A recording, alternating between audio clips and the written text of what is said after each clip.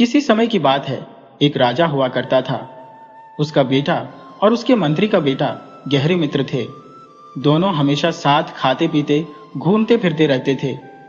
एक दिन दोनों ने मिलकर विदेश यात्रा का निर्णय किया। चूंकि उनके पास धन की कोई कमी नहीं थी और दोनों साहसी भी थे, उन्होंने शीघ्र ही अपने घोड़ों पर सवार होकर यात्रा शुरू की। शाम होते होते वे एक विशाल तालाब के पास पहुंचे, लेकिन आसपास कहीं भी गांव या बस्ती नजर नहीं आई। इसलिए उन्होंने रात वहीं बिताने का निर्णय किया।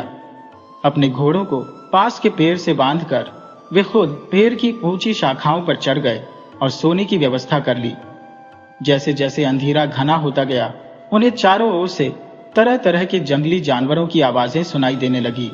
कुछ ही समय बाद एक अजीब दृश्य उनके सामने आया, जिसने उन्हें डरा दिया।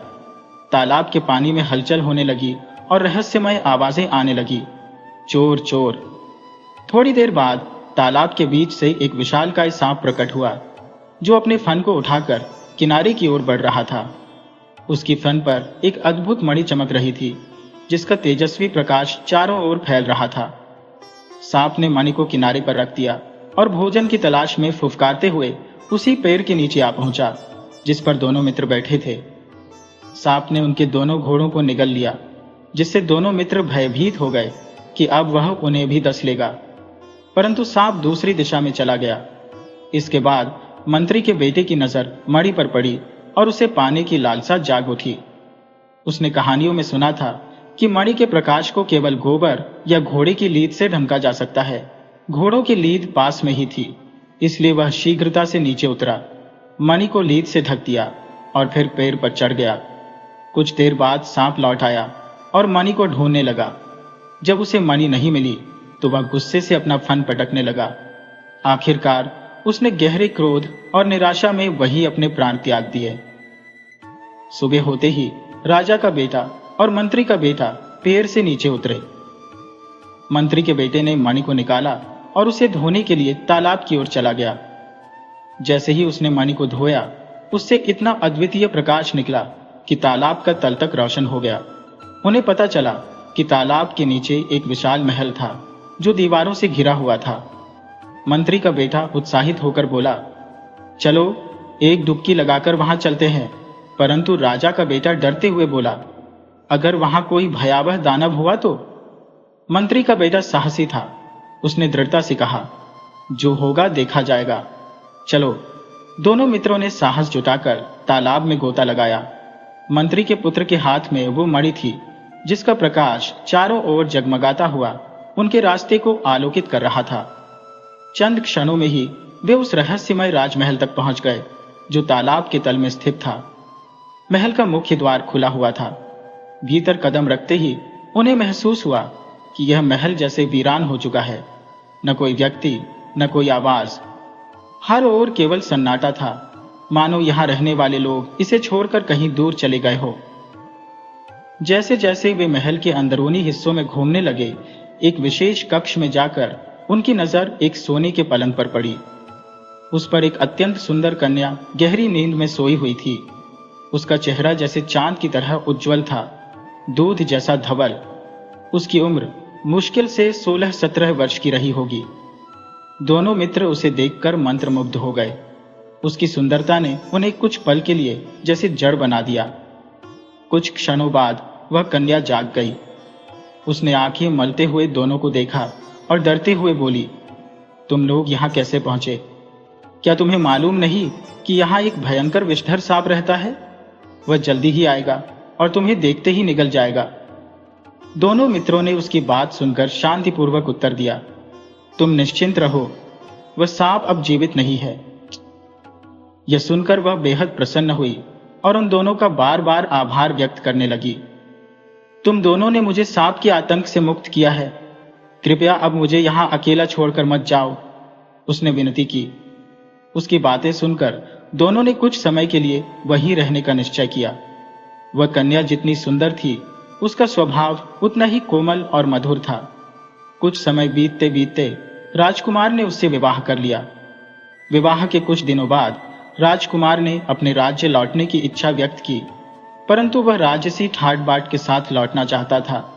मंत्री का पुत्र बोला, मैं पहले जाकर राजा को सब हाल सुनाऊंगा, फिर हाथी घोड़ों और प्रजा के साथ हम तुम्हें राजसी ठाठ में ले जाएंगे। यह सुनकर राजकुमार बहुत प्रसन्न हुआ। योजना के अनुसार मंत्री पुत्र मणि लेकर तालाब से बाहर निकलने को तैयार हुआ। जब वे बाहर पहुंचे, मंत्री पुत्र ने राजकुमार से विदा ली और उसे लौटने की तिथि बता दी। वह अपने राज्य की ओर प्रस्थान कर गया, जबकि राजकुमार मणि लेकर अपनी पत्नी के पास वापस चला गया। मंत्री पुत्र ने अपने राज्य लौटने के लिए एक अलग मार्ग चुना, जिससे उसकी यात्रा में अधिक समय लग गया। उसकी पूरी तैयारी में भी देर हो गई।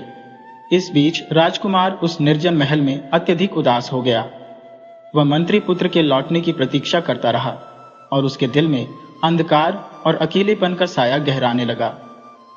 एक दिन राजपुत्र दोपहर के भोजन के बाद गहरी नींद में सो रहा था। उसी दौरान उस कन्या की नजर अचानक मणि पर जा पड़ी। उसके मन में कौतूहल जागा। पानी के बाहर की दुनिया कैसी होगी, मैंने कभी देखा नहीं। इसी जिज्ञासा के कारण उसने मणि को उठा लिया और ऊपर जाने का निश्चय किया, यह सोचकर कि राजपुत्र के जागने से पहले लौट आऊंगी। जैसे ही वह पानी से बाहर आई, वहां के प्राकृतिक सौंदर्य ने उसे मंत्रमुग्ध कर दिया। वह कुछ समय तक वहां इधर उधर घूमती रही, हर दृश्य को अपलक निहारती रही। फिर संतुष्ट होकर वह महल में लौट आई। धीरे धीरे उसका साहस बढ़ने लगा और वह प्रतिदिन इसी तरह राजपुत्र के सो जाने के बाद दोपहर में तालाब से बाहर जाने लगी। जिस राज्य में वह तालाब स्थित था, वहां का राजा एक दिन अपने पुत्र के साथ शिकार के उद्देश्य से वहां आया। तालाब के समीप ही उन्होंने अपना शिविर लगाया। दोपहर को जब सब लोग भोजन में व्यस्त थे, राजकुमार तालाब के किनारे टहलते हुए जा पहुंचा। उसी समय एक बूढ़ी औरत सूखी लकड़ियां चुनने के लिए वही पास में मौजूद थी। तालाब की सीढ़ियों पर उस समय वह लड़की मणि लेकर बैठी हुई थी, रोज की तरह। अचानक उसकी नजर राजकुमार और उसकी ओर गई। वह घबरा गई और तुरंत पानी में छलांग लगाकर अपने महल में लौट आई, जहां जाकर उसने राहत की सांस ली। उधर राजकुमार उस कन्या की अप्रतिम सुंदरता पर मोहित हो गया था। उसने ऐसा रूप कभी पहले नहीं देखा था। लड़की की एक ही झलक पाकर वह स्तब्ध रह गया था, मानो किसी जादू ने उसे जकड़ लिया हो। जैसे ही वह लड़की अदृश्य हो गई, राजकुमार वहां जड़वत खड़ा रहा। उसकी आंखें उसे पुनः देखने की कामना करती रही, परंतु उसकी यह इच्छा पूरी नहीं हुई और धीरे धीरे वह पागलपन की स्थिति में पहुंच गया। बीच बीच में वह बड़बड़ाता, अब भी थी, अब भी नहीं। उसकी बातें कोई समझ नहीं पा रहा था। वह वहां से लौटने को बिल्कुल तैयार नहीं था। बड़ी मुश्किल से उसे राजमहल वापस लाया गया। राजा ने राज्य के सभी बड़े वैद्यों को बुलवाया, लेकिन राजकुमार का कोई इलाज नहीं हो सका। वह बस एक ही बात दोहराता रहा, अब भी थी, अब भी नहीं। राजा बहुत दुखी हो गया था।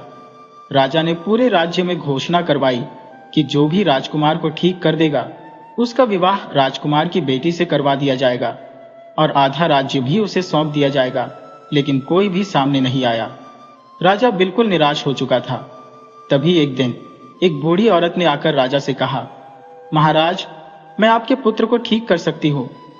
राजा ने आश्चर्य से पूछा, क्या तुम जानती हो कि राज्य के महानतम वैद्य भी उसे ठीक नहीं कर पाए, और तुम कह रही हो कि उसे ठीक कर दोगी? बूढ़ी औरत ने आत्मविश्वास से कहा, हाँ महाराज, परंतु पहले मुझे उसे ठीक करने दीजिए, फिर मैं आपको बताऊंगी कि वह पागल क्यों हुआ था। राजा ने पूछा, कितने दिन लगेंगे? बूढ़ी औरत बोली, यह तो मैं अभी नहीं कह सकती महाराज, पर यदि आपका सहयोग मिला तो आपका पुत्र जल्द ही ठीक हो जाएगा। राजा ने पूछा, मेरा सहयोग? कैसा सहयोग चाहिए तुम्हें? बूढ़ी औरत बोली, जिस तालाब के पास राजकुमार पागल हुआ था, वहां मेरे लिए एक झोपड़ी बनवा दीजिए। झोपड़ी से 100 कदम दूर आपके सैनिक तैनात रहेंगे और मेरे निर्देशों का पालन करेंगे। राजा ने सैनिकों को निर्देश दिए कि वे बुढ़िया के सभी आदेशों का पालन करें। बुढ़िया ने कहा, महाराज, एक बात और, आप अपने वचन को ना भूलें। मैं आपके बेटे से विवाह नहीं करूंगी, लेकिन बदले में आपको अपनी बेटी का विवाह मेरे बेटे फकीर चंद से करना होगा। फकीर चंद उसका बेटा था, जो अक्सर पागल जैसा व्यवहार करता था, इसलिए उसे लोग फकीर की मां कहकर बुलाते थे। फकीर चंद कभी कभी घर से भाग जाता था और जब वापस आता तो बिना सिर पैर की बातें करता जिन्हें कोई समझ नहीं पाता था। राजा के आदेश पर तालाब के किनारे बुढ़िया के लिए एक झोपड़ी बना दी गई और 100 कदम की दूरी पर सैनिकों की चौकसी के लिए भी व्यवस्था की गई। सैनिकों को सख्त आदेश थे कि बुढ़िया के बुलावे के बिना कोई तालाब के पास न जाए। बुढ़िया पूरी निगरानी रखने लगी, जबकि तालाब के भीतर राजमहल में राजपुत्र अपनी पत्नी के साथ मंत्री पुत्र के आने की प्रतीक्षा कर रहा था, परंतु मंत्री पुत्र का कोई अता पता नहीं था। उस घटना के बाद वह लड़की एक दिन भी तालाब से बाहर नहीं आई थी, लेकिन किस्मत कब किस करवट बदल जाए कौन जानता है। एक दिन जब राजपुत्र दोपहर के भोजन के बाद सोने चला गया, वह लड़की मणि को हाथ में लिए तालाब से बाहर आई और घाट पर बैठ गई। बुढ़िया इसी मौके का इंतजार कर रही थी। उसने मीठी आवाज में कहा, अरे रूप की रानी, आओ मैं तुम्हें कुछ बताती हूँ। लड़की ने कोई आपत्ति नहीं की। बुढ़िया पास आकर बैठी और उसकी मणि को देखकर बोली, अरे इसे हाथ में क्यों ले रखा है? पानी में गिर सकती है, घाट पर अच्छे से रख दो। मौका पाकर बुढ़िया ने मणि को छिपा लिया और सैनिकों को इशारा किया। सैनिकों ने फौरन लड़की को पकड़ लिया और उसे राजमहल में ले आए। जैसे ही राजपुत्र ने उस लड़की को देखा, वह खुशी से चिल्ला उठा, मिल गई, मिल गई। उसका पागलपन उसी पल दूर हो गया। राजा की प्रसन्नता का कोई ठिकाना नहीं रहा। उसने अपने बेटे की शादी उसी लड़की से कराने का निर्णय लिया, लेकिन लड़की ने कहा, महाराज, तालाब के भीतर मेरे पति है और मैंने व्रत लिया है कि 1 वर्ष तक किसी अन्य पुरुष का चेहरा नहीं देखूंगी, इसलिए अभी विवाह संभव नहीं है। यह सुनकर राजा थोड़ा उदास हो गया, लेकिन और कोई विकल्प न देखकर उसने 1 वर्ष तक प्रतीक्षा करने का निश्चय किया। उधर मंत्री पुत्र ने सभी व्यवस्थाएं करके हाथियों और घोड़ों के साथ तालाब के किनारे डेरा डाल दिया। वह आम के पेड़ों के नीचे तंबू में रहकर तालाब की ओर देखता रहा, ये उम्मीद करते हुए कि राजपुत्र और उसकी पत्नी बाहर आएंगे। लेकिन समय बीतने के बावजूद राजपुत्र और उसकी पत्नी जल से बाहर नहीं निकले। मंत्री पुत्र को शंका हुई कि अवश्य कोई अनहोनी हुई है, लेकिन उसने यह भी सोचा कि बिना मणि के तालाब के अंदर के महल तक पहुंचना असंभव है। उधर लड़की के व्रत की अवधि भी समाप्ति की ओर बढ़ रही थी। राजा ने अपने पुत्र और उस जल कन्या के विवाह की भव्य तैयारियां प्रारंभ कर दी थी। राजमहल में शहनाइयों की गूंज सुनाई देने लगी। मंत्रीपुत्र, जो अभी तक नगर के समीप ही ठहरा हुआ था, उसने इन शहनाइयों की ध्वनि को सुनते ही एक राहगीर से जानकारी प्राप्त की। राहगीर ने बताया कि यह धूमधाम एक जल कन्या के साथ राजकुमार के विवाह की है। मंत्रीपुत्र ने सारी स्थिति को भांप लिया और निश्चय किया कि पहले नगर जाकर वह और जानकारी प्राप्त करेगा। वह नगर की ओर बढ़ा और वहां एक ब्राह्मण के घर जाकर चरण स्पर्श किए। ब्राह्मण ने मंत्रीपुत्र का स्वागत किया, उसे भोजन कराया और विश्राम करवाया। विश्राम के बाद मंत्रीपुत्र ने जिज्ञासावश ब्राह्मण से पूछा, ब्राह्मण देव, कृपया यह बताएं कि नगर में इतनी चहल पहल क्यों है? ब्राह्मण ने कहा, लगता है तुम नए हो, तभी यह नहीं जानते। पास के जंगल में एक तालाब है, वहीं से एक अनुपम सुंदरता वाली जल कन्या को पकड़ा गया है। उसका विवाह राजकुमार से होने जा रहा है, इसलिए नगर में यह उत्सव है। मंत्रीपुत्र ने फिर सवाल किया, पर यह कैसे संभव हुआ? ब्राह्मण ने विस्तार से बताया कि कैसे राजा एक बार जंगल में शिकार खेलने गया था, जहां उसके पुत्र का मानसिक संतुलन बिगड़ गया। फिर एक बुढ़िया ने उस जल कन्या को पकड़कर राजकुमार का इलाज किया। मंत्रीपुत्र ने पूछा, तो क्या बुढ़िया को राजा ने जो वचन दिया था वह पूरा हुआ? ब्राह्मण ने उत्तर दिया, नहीं, बुढ़िया का पुत्र फकीर चंद अभी तक नहीं लौटा है। वह कहती है कि अब उसका समय आ गया है। मंत्रीपुत्र ने पूछा, वह दिखने में कैसा है? ब्राह्मण ने बताया, वह तुम्हारे जैसा ही दिखता है, बस हाथ में एक पेड़ की डाल लिए दरवाजे के सामने नाचता रहता है और कहता रहता है, नहीं होगा, नहीं होगा, जाओ। मंत्रीपुत्र ने यह सुनकर एक योजना बनाई। वह ब्राह्मण से विदा लेकर नगर से बाहर आया और फिर फकीर चंद का वेश धारण करके वापस लौटा। हाथ में एक डाल लिए वह बुढ़िया के घर के सामने नाचने लगा। उसकी आवाज सुनते ही बुढ़िया प्रसन्न हो उठी, यह न पहचानते हुए कि वह मंत्रीपुत्र है। खुश होकर बुढ़िया बोली, भगवान ने मेरी सुन ली, अब मुझे छोड़कर मत जाना। नकली फकीर चंद ने भी वही दोहराया। नहीं होगा, नहीं होगा, बुढ़िया ने कहा। मेरे साथ रहो, मैं तुम्हारा विवाह राजकुमारी से करवाऊंगी। नकली फकीर चंद ने सहमति दी। फिर बुढ़िया ने उसे बताया, मैं तालाब से एक जल कन्या को पकड़ कर लाई हूं, क्या देखोगे? नकली फकीर चंद नाचते नाचते बोला, जाऊंगा जाऊंगा। बुढ़िया ने पूछा, सांप के सिर की मणि देखोगे?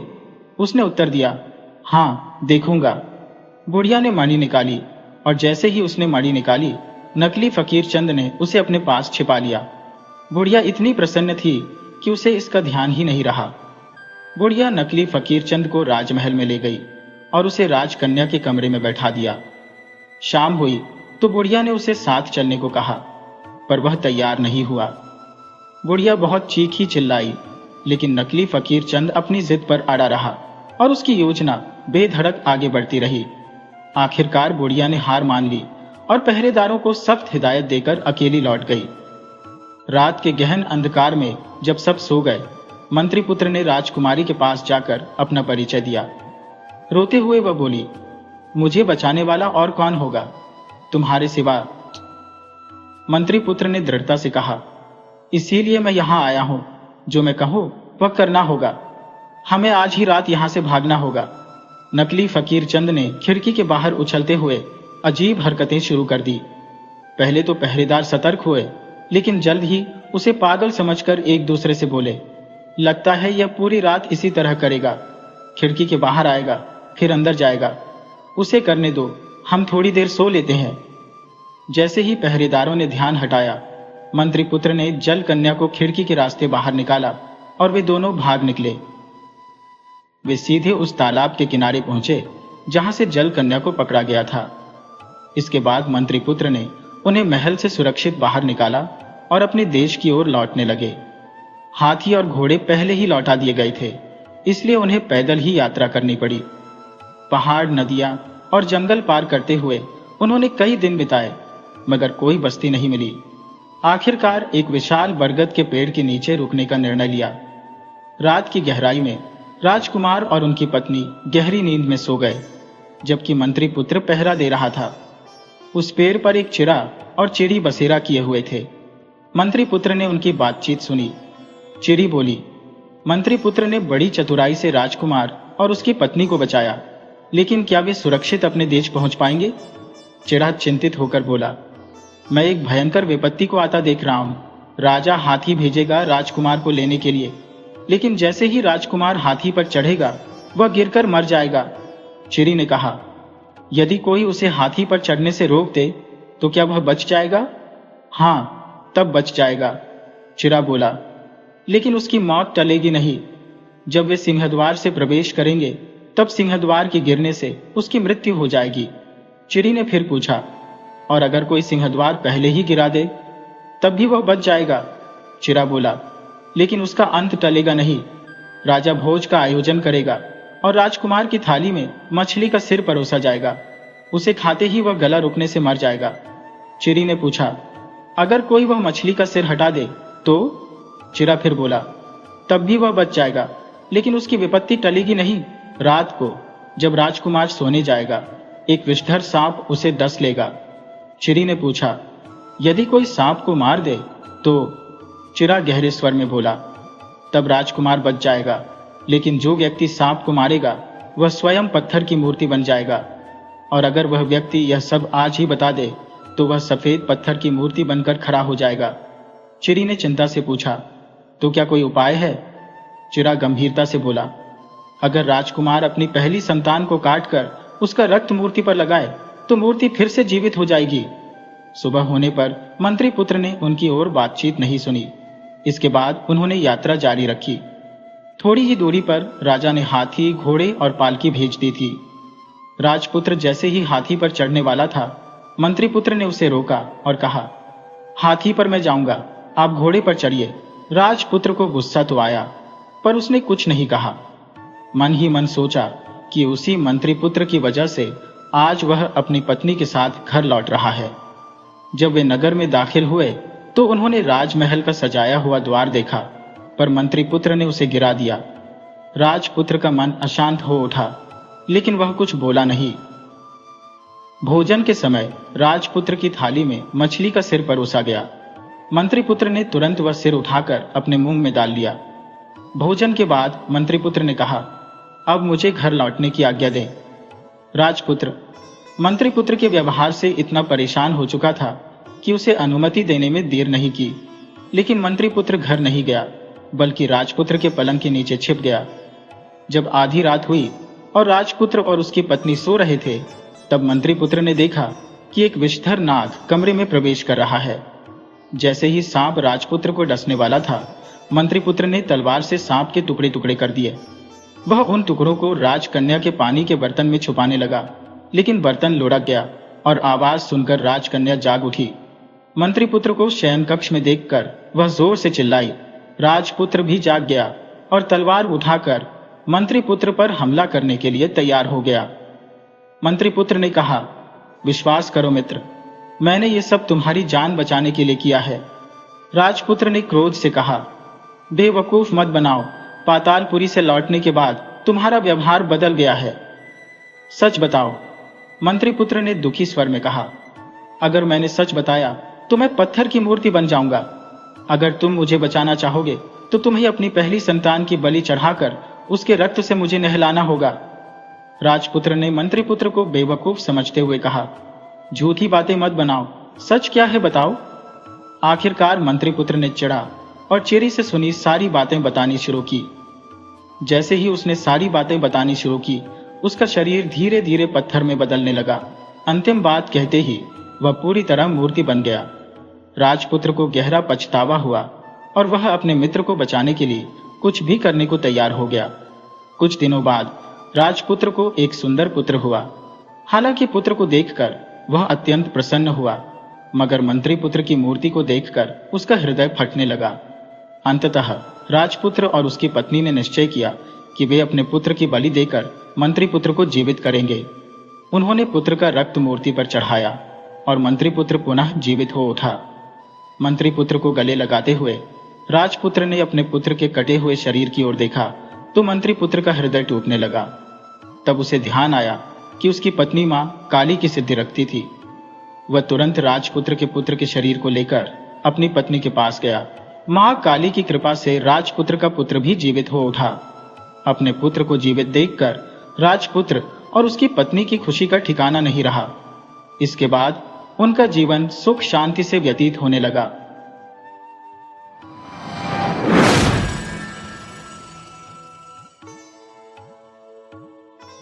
बहुत पुराने समय की बात है।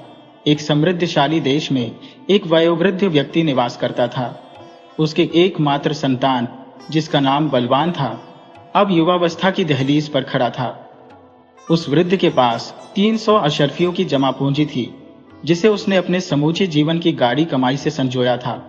वृद्ध प्रायः मन ही मन चिंतन करता कि इस नश्वर देह का क्या ठिकाना, काल कब आकर द्वार खटखटा दे, कुछ कहा नहीं जा सकता। पुत्र अब प्रौढ़ता की ओर बढ़ चला है, अतः उसे आत्मनिर्भर बनने की आवश्यकता है। अनेक दिन विचार मंथन के उपरांत उसने बलवान को अपने समक्ष बुलाया और कहा, पुत्र, मेरी आयु अब संध्या की बेला में प्रवेश कर चुकी है। जीवन का दीपक मध्यम पड़ने लगा है। मैं चाहता हूं कि मेरी अंतिम सांसों से पहले तुम अपने पैरों पर खड़े हो जाओ, व्यापार के जगत में अपने कदम बढ़ाओ। मुझे ज्ञात हुआ है कि 2 दिवस पश्चात व्यापारियों का एक विशाल कारवां सीतापुर प्रस्थान करने वाला है, जिसमें नामी गिरामी सौदागर सम्मिलित होंगे। मैं तुम्हें 100 अशर्फियां सौंपता हूं। तुम दूसरे नगर जाकर कुछ माल असबाब खरीदो और व्यापार की बारीकियां सीखो, किंतु स्मरण रखना, इन अशर्फियों को व्यर्थ की बातों में न गंवा देना। बलवान एक सुसंस्कारित सत्यनिष्ठ युवक था, किंतु वाणिज्य में उसका तनिक भी रुझान न था। उसे अभी स्पष्ट न था कि जीवन में कौन सा मार्ग अपनाना चाहिए। फिर भी पिता की आज्ञा उसके लिए पत्थर की लकीर थी, अतः उसने विवाद करना उचित न समझा। उसने वे अशर्फियां ली और यात्रा की तैयारी में जुट गया। वह उस व्यापारिक काफिले संग सीतापुर के लिए प्रस्थान कर गया। कुछ दिन के कठिन सफर के पश्चात काफिला सीतापुर पहुंचा और एक सराय में पड़ाव डाला। उस नगर में एक अत्यंत विस्तृत उपवन स्थित था। रात्रि के समय बलवान उस बाग की सैर पर निकल पड़ा। जब वह वहां पहुंचा तो उसकी दृष्टि सहसा ठहर गई। सहस्रों दीपों की जगमगाहट से बाग आलोकित था, मानो रात में दिन का उजास बिखरा हो। वहां लोगों की भारी भीड़ एकत्रित थी। इतने में एक अजनबी उसके समीप आया और बोला, युवक, तुम इतने विस्मित क्यों खड़े हो? यदि कुछ जिज्ञासा हो तो मुझसे पूछ सकते हो। बलवान ने प्रश्न किया, यह कौन लोग हैं और यहाँ क्या हो रहा है? उस व्यक्ति ने उत्तर दिया, नौजवान, ये सब शतरंज के खिलाड़ी हैं। यहाँ शतरंज की विधिवत शिक्षा दी जाती है। यह स्थान शतरंज की बारीकियों को सिखाने का प्रतिष्ठित स्थल है। बलवान के मन में उत्सुकता जाग उठी। उसने पूछा, क्या मैं भी यह खेल सीख सकता हूँ? व्यक्ति ने मुस्कुराते हुए कहा, निस्संदेह, किंतु एक शर्त है, तुम्हें 100 अशर्फियां शुल्क स्वरूप जमा करनी होंगी। प्रशिक्षण अवधि 6 महीने की होगी। इस बीच तुम्हारे भोजन निवास का भार भी हमारी ओर रहेगा।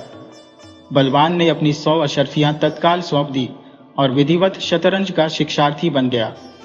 कुछ ही दिनों में यह खेल उसकी रुचि बन गया और शीघ्र ही वह शतरंज में दक्षता प्राप्त करने लगा। उसकी प्रतिभा इतनी प्रखर थी कि उसने अपने गुरु को भी मात दे दी। जैसे ही 6 माह की अवधि समाप्त हुई, सबक प्राप्त करने वाले लोग अपने अपने घर की राह पकड़ने लगे।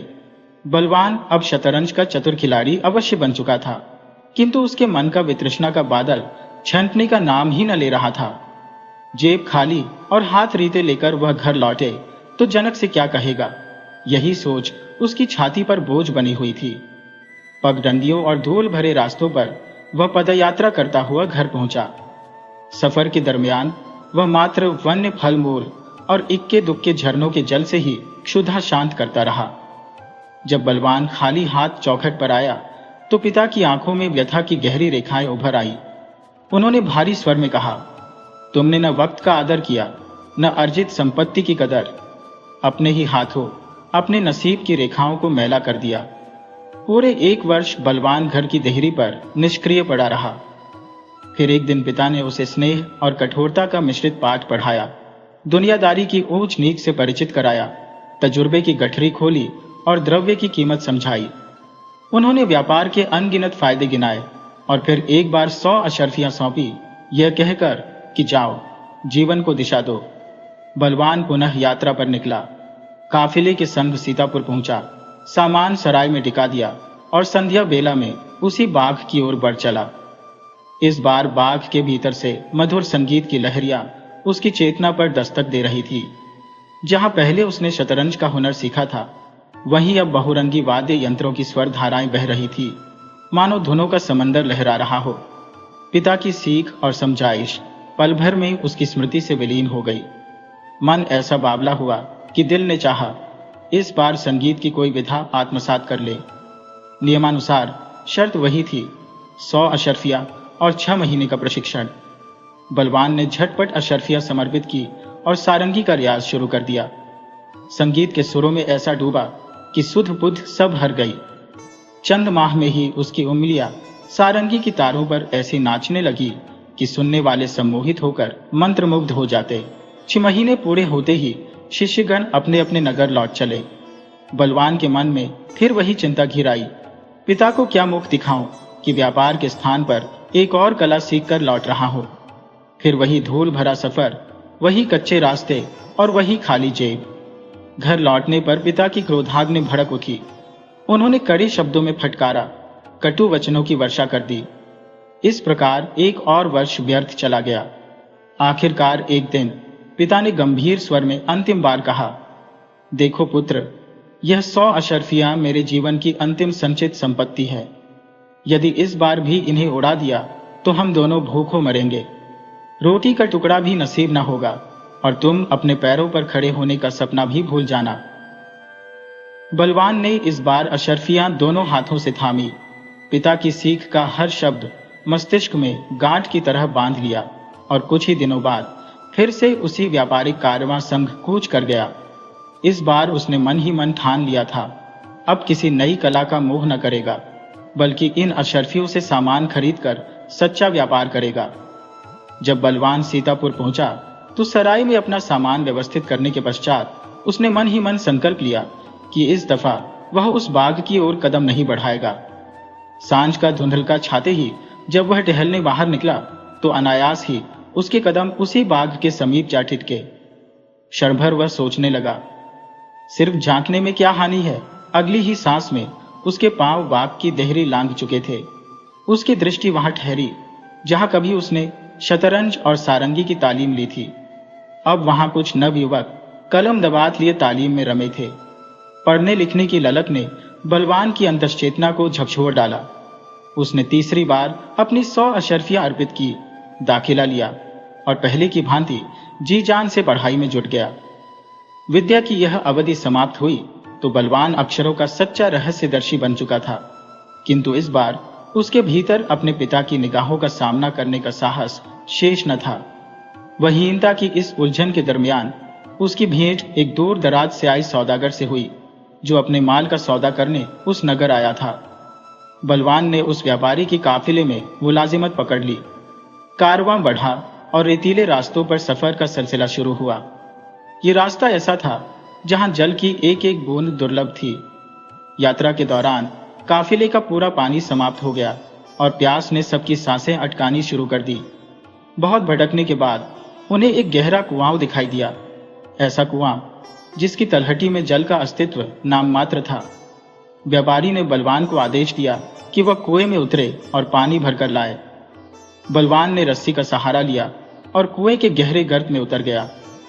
पानी भरते भरते उसकी नजर उस दीवार पर पड़ी जहां एक नन्हा सा द्वार था, ऐसा द्वार मानो किसी भूली हुई गाथा का प्रवेश द्वार हो।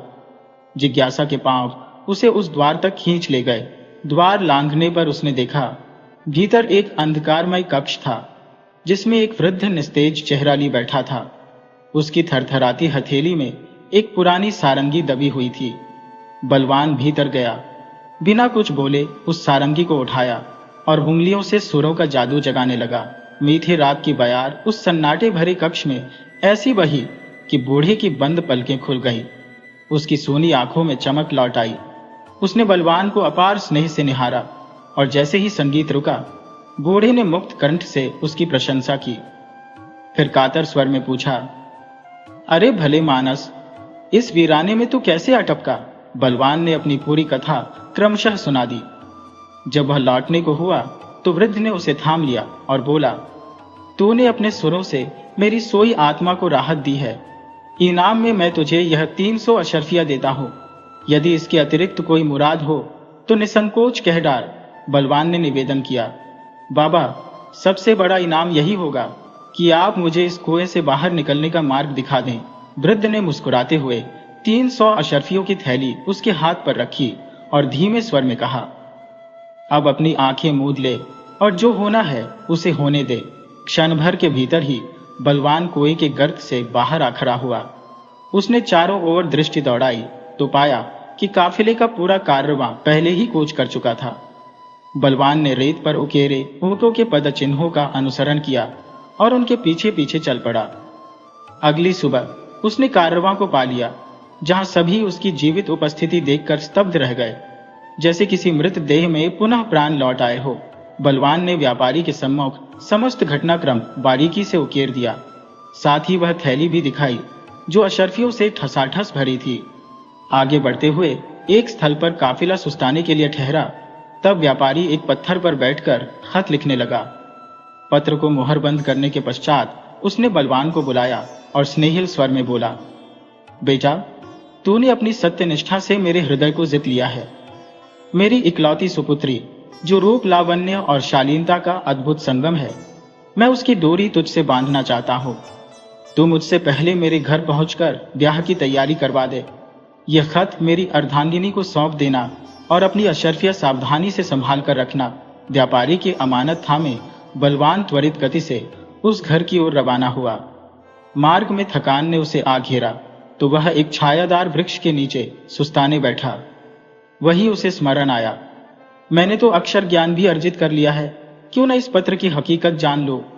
उसने कागज खोला और पढ़ना आरंभ किया। शब्द जैसे तीर बनकर उसकी आत्मा में धंस गए। मैं 300 अशर्फियों की भरी हुई थैली अपने इस सेवक के हाथ प्रेषित कर रहा हूं। इसे छलने के लिए मैंने झूठा विवाह प्रलोभन दिया है। यह जैसे ही पहुंचे इसे विष देकर ठिकाने लगा देना। मैं 3 दिवस में लौटूंगा। तुम्हारा स्वामी बलवान के हाथ कांपे, उसकी आत्मा तिलमिला उठी। क्रोध और विवेक का द्वंद्व हुआ। उसने वह पत्र चिथड़े चिथड़े कर दिया और तत्काल एक नया पत्र रचा। उसमें लिखा, इस मेहमान का यथोचित स्वागत सत्कार करना। मेरे पहुंचने की प्रतीक्षा किए बगैर हमारी कन्या का विवाह इसी से संपन्न कर देना। बलवान ने उस पत्र को लिफाफे में बंद किया, अपने कुर्ते की जेब में डाला और पुनः अपने पथ पर अग्रसर हो गया। व्यापारी के भवन में पहुंचकर उसने पत्र उसकी पत्नी को सौंप दिया। पत्र पढ़ते ही गृह स्वामिनी ने बलवान की आवभगत में कोई कसर न छोड़ी। अगले ही दिन हर्षोल्लास और धूमधाम के साथ अपनी बेटी का विवाह बलवान संग संपन्न कर दिया। तीसरे दिन बलवान अपनी नववधू को संग लेकर अश्व पर आरूढ़ हुआ और नए जीवन की दिशा में बढ़ चला। प्रस्थान से पूर्व उसने घर के समस्त सेवकों को स्पष्ट आदेश दिया, मैं व्यापारिक यात्रा पर प्रस्थान कर रहा हूं। रात के साय में यदि कोई द्वार खटखटाए तो किवाड़ कतई न खोलना। यदि कोई दीवार लांघकर भीतर घुसने का दुस्साहस करे तो उसे दंडित करने में तनिक भी नरमी मत बरतना। यह मेरा अंतिम निर्देश है। उसी रात जब नक्षत्रों की छाप धरा पर बिछी थी, व्यापारी अपने घर आ टपका। उसने द्वार पर दस्तक देते देते अपनी हथेली सुजा डाली, मगर किवाड़ अपनी जगह से टस से मस न हुए। निरुपाय होकर वह दीवार लांघ भीतर उतरा, लेकिन यह क्या, वहां तैनात चाक चौबंद सेवक तो पहले से ही घात लगाए बैठे थे। उन्होंने बिना सोचे समझे उसे धर दबोचा और लाठियों का पूरा नर्तन उसकी पीठ पर उतार दिया।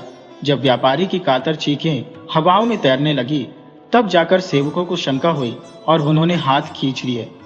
बेहोश पड़े व्यापारी को होश आया तो सबसे पहले अपनी पत्नी से पूछ बैठा, क्या मेरी चिट्ठी लेकर कोई आया था? उसका क्या किया? गृह स्वामिनी ने सरलता से उत्तर दिया, मैंने तो आपकी लिखी आज्ञा का अक्षरशः पालन किया। व्यापारी ने घबराकर पूछा, और वो अशर्फियों की थैली, उसका क्या हुआ? पत्नी विस्मित होकर बोली, कौन सी अशर्फिया? कैसी थैली? ये आप कैसी अनहोनी बातें कर रही हैं? व्यापारी का मुख मलिन पड़ गया, जैसे किसी ने धरती खिसका दी हो। कांपती जुबान से बोला, अरे मैंने तो पत्र में साफ लिखा था कि उसके खाने में विष मिला देना। पत्नी ने उसे अविश्वास से देखा, मानो वह अपना मानसिक संतुलन खो चुका हो। उसने कटाक्ष में कहा, अजी आप होश में हैं? अपने ही दामाद को कौन विष देता है? व्यापारी उछल पड़ा, दामाद? कौन सा दामाद? पत्नी बोली, आपकी ही बेटी का पति, वही नौजवान। व्यापारी का कंठ सूख गया, कब की शादी? ये सब कब हुआ? पत्नी बोली, 2 दिन पहले आपकी आज्ञा के अनुसार। आपने ही तो पत्र में लिखा था कि तुरंत विवाह कर देना। ये सुनते ही व्यापारी का माथा पीटने लगा। उसने क्रोध और पछतावे की ज्वाला में पत्नी को कोसा, डांटा और फिर पूछा, अब वो कहाँ है? पत्नी ने कहा, सुबह सवेरे ही नववधू को संग लेकर वह घोड़े पर सवार हो गया। व्यापारी समझ गया, ये तो उसके अपने ही छल की फसल थी जिसे काटने का समय आ गया था। वह नौजवान तो उससे भी 4 कदम आगे का बुद्धिमान निकला। अब सिवाय सुलह की और कोई राह न बची थी। उधर बलवान निरंतर पदयात्रा करता करता दूसरे राज्य में आ पहुंचा। बाजार में गूंजते नगाड़े की ध्वनि के साथ एक ऐलानची चिल्ला चिल्लाकर उद्घोषणा कर रहा था, सुनो सुनो प्रजाजनों, यदि कोई ऐसा व्यक्ति है जो शतरंज में सिद्धहस्त हो तो शीघ्र राजमहल पहुंचे। 3 बाजियों में तीनों जीतने वाले को राजा की ओर से अमूल्य उपहार मिलेंगे, परंतु हारने वाले को कठोर दंड भुगतना पड़ेगा। बलवान के कानों में यह ऐलान पड़ा तो उसके भीतर का खिलाड़ी जाग उठा। वह सीधा दरबार जा पहुंचा और राजा से शतरंज की बाजी खेलने की प्रार्थना की। राजा ने 2 टूक शर्त रखी, जीतोगे तो इनाम, हारोगे तो दंड। बलवान ने बिना झिझके शर्त स्वीकार कर ली और खेल का आगाज हुआ। बलवान ने अपनी सूझबूझ, चतुराई और सीखों के बल पर तीनों बाजियां जीत ली। राजा प्रसन्न होकर अपने वचनानुसार भव्य उपहारों से बलवान को निहाल कर दिया। इसके बाद बलवान अपनी दुल्हन संग अपने जन्म स्थान लौट आया। वहां अपने वृद्ध पिता को जीवन का सारा वृत्तांत सुनाया। पिता का हृदय संतोष और गर्व से गदगद हो उठा। उन्होंने बलवान को गले लगाकर कहा, तू तो सचमुच बुद्धिमानों का सिरमौर निकला। न केवल तूने निपुणताएं अर्जित की, बल्कि उन हुनरों ने तुझे दौलत, सम्मान और जीवन साथी तक सब कुछ दिलवा दिया। बलवान ने सादगी से उत्तर दिया, पिताजी, ज्ञान और कौशल की राह कभी खत्म नहीं होती। सीखने की प्यास जितनी बढ़ती है, उतनी ही बड़ी उपलब्धियां कदम चूमती है। इसके बाद बलवान अपने परिवार संग सुकून और समृद्धि भरी जिंदगी जीने लगा।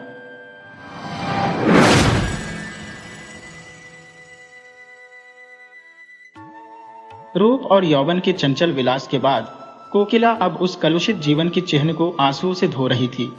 विगत जीवन की याद आते ही उसका दिल बेचैन हो जाता और वह विषाद और निराशा से विकल होकर पुकार उठती, हाय, मैंने संसार में जन्म ही क्यों लिया। उसने दान और व्रत से उन कालिमाओं को धोने का प्रयत्न किया और जीवन के बसंत की सारी विभूति इस निष्फल प्रयास में लुटा दी। पर यह जागृति क्या किसी महात्मा का वरदान या किसी अनुष्ठान का फल था? नहीं, यह उस नवजात शिशु के प्रथम दर्शन का प्रसाद था, जिसके जन्म ने आज 15 साल से उसकी सूनी गोद को प्रदीप्त कर दिया था। शिशु का मुख देखते ही उसके नीले होठों पर एक क्षीण, करुण, उदास मुस्कुराहट झलक गई, पर केवल एक क्षण के लिए। एक क्षण के बाद वह मुस्कुराहट एक लंबी सांस में विलीन हो गई। उस अशक्त, क्षीण, कोमल रुदन ने कोकिला के जीवन का रुख फेर दिया। वात्सल्य की वह ज्योति उसके लिए जीवन संदेश और मोक्ष उपदेश थी। कोकिला ने उस नवजात बालिका का नाम रखा श्रद्धा। उसी के जन्म ने तो उसमें श्रद्धा उत्पन्न की थी। वह श्रद्धा को अपनी लड़की नहीं, किसी देवी का अवतार समझती थी। उसकी सहेलियां उसे बधाई देने आती, पर कोकिला बालिका को उनकी नजरों से छिपाती। उसे यह भी मंजूर न था कि उनकी पापमयी दृष्टि भी उस पर पड़े। श्रद्धा ही अब उसकी विभूति, उसकी आत्मा, उसका जीवन दीपक थी। वह कभी कभी उसे गोद में लेकर साज से छलकती हुई आंखों से देखती और सोचती, क्या यह पावन ज्योति भी वासना के प्रचंड आघातों का शिकार होगी? मेरे प्रयत्न निष्फल हो जाएंगे। आह, क्या कोई ऐसी औषधि नहीं है जो जन्म के संस्कारों को मिटा दे? भगवान से वह सदैव प्रार्थना करती कि मेरी श्रद्धा किन्हीं कांटों में न उलझे। वह वचन और कर्म से, विचार और व्यवहार से उसके सम्मुख नारी जीवन का ऊंचा आदर्श रखेगी। श्रद्धा इतनी सरल, इतनी प्रगल्भ, इतनी चतुर थी कि कभी कभी कोकिला वात्सल्य से गदगद होकर उसके तलवों को अपने मस्तक से रगड़ती और पश्चाताप तथा हर्ष के आंसू बहाती। 16 वर्ष बीत गए। पहले की भोली भाली श्रद्धा अब एक सगर्व, शांत, लज्जाशील नवयवना थी, जिसे देखकर आंखें तृप्त हो जाती थी। विद्या की उपासिका थी, पर सारे संसार से विमुख। जिनके साथ वह पढ़ती थी, वे उससे बात भी न करना चाहती थी। मात्र स्नेह के वायुमंडल में पड़कर वह घोर अभिमानिनी हो गई थी। वात्सल्य के वायुमंडल, सखी सहेलियों के परित्याग, रात दिन की घोर पढ़ाई और पुस्तकों के एकांतवास से अगर श्रद्धा को अहंभाव हो आया तो आश्चर्य की कौन सी बात है। उसे किसी से भी बोलने का अधिकार न था। विद्यालय में भली घर की लड़कियां उसके सहवास में अपना अपमान समझती थी। रास्ते में लोग उंगली उठाकर कहते, कोकिला रंदी की लड़की है। उसका सिर झुक जाता, कपोल क्षण भर के लिए लाल होकर दूसरे ही क्षण फिर छूने की तरह सफेद हो जाते। श्रद्धा को एकांत से प्रेम था। विवाह को ईश्वरीय कोप समझती थी। यदि कोकिला ने कभी उसकी बात चला दी तो उसके माथे पर बल पड़ जाते। चमकते हुए लाल चेहरे पर कालिमा छा जाती, आंखों से झरझर आंसू बहने लगते। कोकिला चुप हो जाती। दोनों के जीवन आदर्शों में विरोध था। कोकिला समाज के देवता की पुजारिन, श्रद्धा को समाज से, ईश्वर से और मनुष्य से घृणा। यदि संसार में उसे कोई वस्तु प्यारी थी तो वह थी उसकी पुस्तकें। श्रद्धा उन्हीं विद्वानों के संसर्ग में अपना जीवन व्यतीत करती, जहां ऊंच नीच का भेद नहीं, जाति पाति का स्थान नहीं, सबके अधिकार समान है। श्रद्धा की पूर्ण प्रकृति का परिचय महाकवि रहीम के एक दोहे के पद से मिल जाता है, प्रेम सहित मरिबो भलो, जो विष दे बुलाए। अगर कोई सप्रेम बुलाकर उसे विष दे देता तो वह न जानो हो अपने मस्तक से लगा लेती, किंतु अनादर से दिए हुए अमृत की भी उसकी नजरों में कोई हकीकत न थी। एक दिन कोकिला ने आंखों में आंसू भरकर श्रद्धा से कहा, क्यों मन्नी, सच बताना, तुझे यह लज्जा तो लगती ही होगी कि मैं क्यों इसकी बेटी हुई। यदि तू किसी ऊंचे कुल में पैदा हुई होती तो क्या तब भी तेरे दिल में ऐसे विचार आते? तू मन ही मन मुझे जरूर कोसती होगी। श्रद्धा मां का मुंह देखने लगी। माता से इतनी श्रद्धा कभी उसके दिल में पैदा नहीं हुई थी। कांपते हुए स्वर में बोली, अम्मा जी, आप मुझसे ऐसा प्रश्न क्यों करती हैं? क्या मैंने कभी आपका अपमान किया है? कोकिला ने गदगद होकर कहा, नहीं बेटी, उस परम दयालु भगवान से यही प्रार्थना है कि तुम्हारी जैसी सुशील लड़की सबको दे। पर कभी कभी यह विचार आता है कि तू अवश्य ही मेरी बेटी होकर पछताती होगी। श्रद्धा ने धीर कंठ से कहा, अम्मा, आपकी यह भावना निर्मूल है। मैं आपसे सच कहती हूँ, मुझे जितनी श्रद्धा और भक्ति आपके प्रति है, उतनी किसी के प्रति नहीं। आपकी बेटी कहलाना मेरे लिए लज्जा की बात नहीं, रव की बात है। मनुष्य परिस्थितियों का दास होता है। आप जिस वायुमंडल में पली, उसका असर तो पड़ना ही था, किंतु पाप के दलदल में फेनस कर फिर निकल आना अवश्य गौरव की बात है। बहाव की ओर से नाव खेले जाना तो बहुत सरल है, किंतु जो नाविक बहाव के प्रतिकूल खेले जाता है, वही सच्चा नाविक है। कोकिला ने मुस्कुराते हुए पूछा, तो फिर विवाह के नाम से क्यों चिढ़ती है? श्रद्धा ने आंखें नीची करके उत्तर दिया, बिना विवाह के जीवन व्यतीत नहीं हो सकता। मैं कुमारी ही रहकर जीवन बिताना चाहती हूँ। विद्यालय से निकलकर कॉलेज में प्रवेश करूंगी और 2-3 वर्ष बाद हम दोनों स्वतंत्र रूप से रह सकती हैं। डॉक्टर बन सकती हो, वकालत कर सकती हो, औरतों के लिए सब मार्ग खुल गए हैं। कोकिला ने डरते डरते पूछा, क्यों? क्या तुम्हारे हृदय में कोई दूसरी इच्छा नहीं होती? किसी से प्रेम करने की अभिलाषा तेरे मन में नहीं पैदा होती? श्रद्धा ने एक लंबी सांस लेकर कहा, अम्मा जी, प्रेम विहीन संसार में कौन है? प्रेम मानव जीवन का श्रेष्ठ अंग है। यदि ईश्वर की ईश्वरता कहीं देखने में आती है तो वह केवल प्रेम में। जब कोई ऐसा व्यक्ति मिलेगा जो मुझे वरने में अपनी मानहानि न समझेगा, तो मैं तन मन धन से उसकी पूजा करूंगी, पर किसके सामने हाथ पसार कर प्रेम की भिक्षा मांगो? यदि किसी ने सुधर के क्षणिक आवेश में विवाह कर भी लिया तो मैं प्रसन्न न हो सकूंगी। इससे तो कहीं अच्छा है कि मैं विवाह का विचार ही छोड़ दूं। इन्हीं दिनों महिला मंडल का एक उत्सव हुआ। कॉलेज के रसिक विद्यार्थी काफी संख्या में सम्मिलित हुए। हाल में तिल भर भी जगह खाली न थी। श्रद्धा भी आकर स्त्रियों की सबसे अंत की पंक्ति में खड़ी हो गई। उसे यह सब स्वांग मालूम होता था। आज प्रथम ही बार वह ऐसी सभा में सम्मिलित हुई थी। सभा की कार्रवाई शुरू हुई। प्रधान महोदय की वक्तृता के पश्चात प्रस्ताव पेश होने लगे और उनके समर्थन के लिए वक्तृताएं होने लगी, किंतु महिलाएं उनकी वक्तृताएं भूल गई या उन पर सभा का रोग ऐसा छा गया कि उनकी वक्तृता शक्ति लोप हो गई। वे कुछ टूटे फूटे जुमले बोलकर बैठने लगी। सभा का रंग बिगड़ने लगा। कई लेडियां बड़ी शान से प्लेटफॉर्म पर आईं, किंतु 2-3 शब्दों से अधिक न बोल सकी। नवयुवकों को मजाक उड़ाने का अवसर मिला। कह कहे पड़ने लगे, तालियां बजने लगी। श्रद्धा उनकी यह दुर्जनता देखकर तिलमिला उठी। उसका अंग प्रत्यंग फड़कने लगा।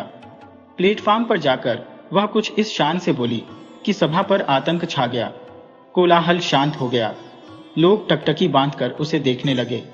श्रद्धा स्वर्गीय बाला की भांति धारावाहिक रूप में बोल रही थी। उसके प्रत्येक शब्द से नवीनता, सजीवता और दृढ़ता प्रतीत होती थी। उसके नवयौवन की सुरभि भी चारों ओर फैलकर सभा मंडप को अवाक कर रही थी। सभा समाप्त हुई। लोग टीका टिप्पणी करने लगे। एक ने पूछा, ये स्त्री कौन थी भाई? दूसरे ने उत्तर दिया, उसी कोकिला रंडी की लड़की। तीसरे व्यक्ति ने कहा, तभी यह आवाज और सफाई है, तभी तो जादू है। जादू है जनाब, मुजस्सिम जादू। क्यों ना हो, मां भी तो सितम ढाती थी। जब से उसने अपना पेशा छोड़ा, शहर बेजान हो गया। अब मालूम होता है कि यह अपनी मां की जगह लेगी। इस पर एक खद्दरधारी काला नवयुवक बोला, क्या खूब कदरदानी फरमाई है जनाब ने, वाह। उसी व्यक्ति ने उत्तर दिया, आपको बुरा क्यों लगा? क्या कुछ सहरट गांठ तो नहीं है? काले नवयुवक ने कुछ तेज होकर कहा, आपको ऐसी बातें मुंह से निकालते लज्जा भी नहीं आती। दूसरे व्यक्ति ने कहा, लज्जा की कौन बात है जनाब? वेश्या की लड़की अगर वेश्या हो तो आश्चर्य की क्या बात है? नवयुवक ने घृणापूर्ण स्वर में कहा, ठीक होगा। आप जैसे बुद्धिमान व्यक्तियों की समझ में जिस रमणी के मुख से ऐसे विचार निकल सकते हैं, वह देवी है, रूप को बेचने वाली नहीं। श्रद्धा उसी समय सभा से जा रही थी। यह अंतिम शब्द उसके कानों में पड़ गए। वह विस्मित और पुलकित होकर वहीं ठिठक गई। काले नवयुवक की ओर कृतज्ञतापूर्ण दृष्टि से निहारा और फिर बड़ी तेजी से आगे बढ़ गई। लेकिन रास्ते भर उसके कानों में उन्हीं शब्दों की प्रतिध्वनि गूंजती रही। अब तक श्रद्धा की प्रशंसा करने वाली, उसे उत्साहित करने वाली केवल उसी की मां कोकिला थी और चारों ओर वही उपेक्षा थी, वही तिरस्कार। आज एक अपरिचित, काले किंतु गौर हृदय वाले, खद्दरधारी नवयुवक व्यक्ति के मुख का चित्र बराबर उसकी आंखों के सामने नाच रहा था। मन में प्रश्न उठा, वह कौन है? क्या फिर कभी उसके दर्शन होंगे? कॉलेज जाते समय श्रद्धा उस नवयुवक को खोई हुई आंखों से खोजती। घर पर रोज चिक्की से रास्ते के आते जाते लोगों को देखती, लेकिन वह नवयुवक नजर न आता। कुछ दिनों बाद महिला मंडल की दूसरी सभा का विज्ञापन निकला। अभी सभा होने को 4 दिन बाकी थे। वह चारों दिन श्रद्धा ने अपना भाषण तैयार करने में बिताए। एक एक शब्द की खोज में घंटों सिर मारती, एक एक वाक्य को बार बार पढ़ती, बड़े बड़े नेताओं की स्पीचें पढ़ती और उसी तरह लिखने की कोशिश करती। जब सारी स्पीच पूरी हो गई तो श्रद्धा अपने कमरे में जाकर कुर्सियों और मेजों को संबोधित करके जोर जोर से पढ़ने लगी। भाषण कला के सभी लक्षण जमा हो गए थे। उपसंहार तो इतना सुंदर था कि उसे अपने ही मुख से सुनकर वह मुग्ध हो गई। इसमें कितना संगीत था, कितना आकर्षण, कितनी क्रांति। सभा का दिन आ पहुंचा। श्रद्धा मन ही मन भयभीत होती हुई सभा मंडप में घुसी। हाल भरा हुआ था और पहले दिन से भी अधिक भीड़ थी। श्रद्धा को देखते ही जनता ने तालियां पीटकर उसका स्वागत किया। कोलाहल होने लगा और सभी एक स्वर से चिल्ला उठे, आप अपनी वक्तृता शुरू करें। श्रद्धा ने मंच पर आकर एक उड़ती हुई निगाह से जनता की ओर देखा। वह काला नवयुवक जगह न मिलने के कारण अंतिम पंक्ति में खड़ा हुआ था। श्रद्धा के दिल में गुदगुदी सी होने लगी। उसने कांपते स्वर में अपनी वक्तृता शुरू की। उसकी नजरों में सारा हाल पुतलियों से भरा हुआ था। अगर कोई जीवित मनुष्य था तो वही सबसे पीछे खड़ा हुआ काला नवयुवक। उसका मुख उसी की ओर था। वह उसी से अपने भाषण की दाद मांग रही थी। हीरा परखने की आशा जौहरी से ही की जाती है। आधा घंटे तक श्रद्धा के मुख से फूलों की वर्षा होती रही। लोगों को बहुत कम ऐसी वक्तृता सुनने को मिली थी। श्रद्धा जब सभा समाप्त होने पर घर चली तो देखा वही काला नवयुवक उसके पीछे तेजी से चला आ रहा है।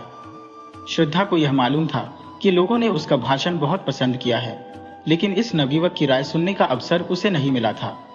उसने अपनी चाल धीमी कर दी। दूसरे ही क्षण वह नवयुवक उसके पास पहुंच गया। दोनों कई कदम चुपचाप चलते रहे। अंत में नवयुवक ने झिझकते हुए कहा, आज तो आपने कमाल कर दिया। श्रद्धा ने प्रफुल्लता के रेत को दबाते हुए कहा, धन्यवाद, यह आपकी कृपा है। नवयुवक ने कहा, मैं किस लायक हूं?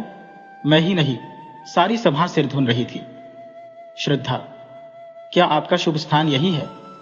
नवयुवक, जी हां, यहां मैं MA में पढ़ रहा हूं। ये ऊंच नीच का भूत न जाने कब तक हमारे सिर पर सवार रहेगा। अभाग्य से मैं भी उन लोगों में हूं जिन्हें संसार नीच समझता है। मैं जाति का चमार हूं। मेरे पिता स्कूल के इंस्पेक्टर के यहाँ अर्दली थे। उनकी सिफारिश से स्कूल में भर्ती हो गया। तब से भाग्य से लड़ता भिड़ता चला आ रहा हूं। पहले तो स्कूल के मास्टर मुझे छूते ही न थे। वह हालत तो अब नहीं रही, किंतु लड़के अब भी मुझसे खींचे रहते हैं। श्रद्धा, मैं तो कुलीनता को जन्म से नहीं धर्म से मानती हूं। नवयुवक, ये तो आपकी वक्तृता ही से सिद्ध हो गया है और इसी से आपसे बातें करने का साहस भी हुआ, नहीं तो कहां आप और कहां मैं। श्रद्धा ने अपनी आंखें नीची करके कहा, शायद आपको मेरा हाल मालूम नहीं। नवयुवक, बहुत अच्छी तरह से मालूम है। यदि आप अपनी माताजी के दर्शन करवा सकें तो आपका बड़ा आभारी होऊंगा। वह आपसे मिलकर बड़ी प्रसन्न होंगी। शुभ नाम, मुझे भगत राम कहते हैं। दुबाई। यह परिचय धीरे धीरे स्थिर और दृढ़ होता गया। मैत्री प्रगाढ़ होती गई। श्रद्धा की नजरों में भगत राम एक देवता थे और भगत राम के समक्ष श्रद्धा मानवीय रूप में देवी थी। 1 साल बीत गया। भगत राम रोज देवी के दर्शन को जाता। दोनों घंटों बैठे बातें किया करते। श्रद्धा कुछ भाषण करती तो भगत राम सब काम छोड़कर सुनने जाता। उनके मंसूबे एक थे, जीवन के आदर्श एक, रुचि एक, विचार एक। भगत राम अब प्रेम और उसके रहस्यों की मार्मिक विवेचना करता।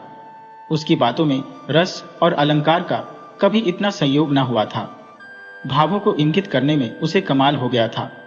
लेकिन ठीक उन अवसरों पर जब श्रद्धा के हृदय में गुदगुदी होने लगती, उसके कपोल उल्लास से रंजित हो जाते, भगत राम विषय पलट देता और जल्दी ही कोई बहाना बनाकर वहां से खिसक जाता।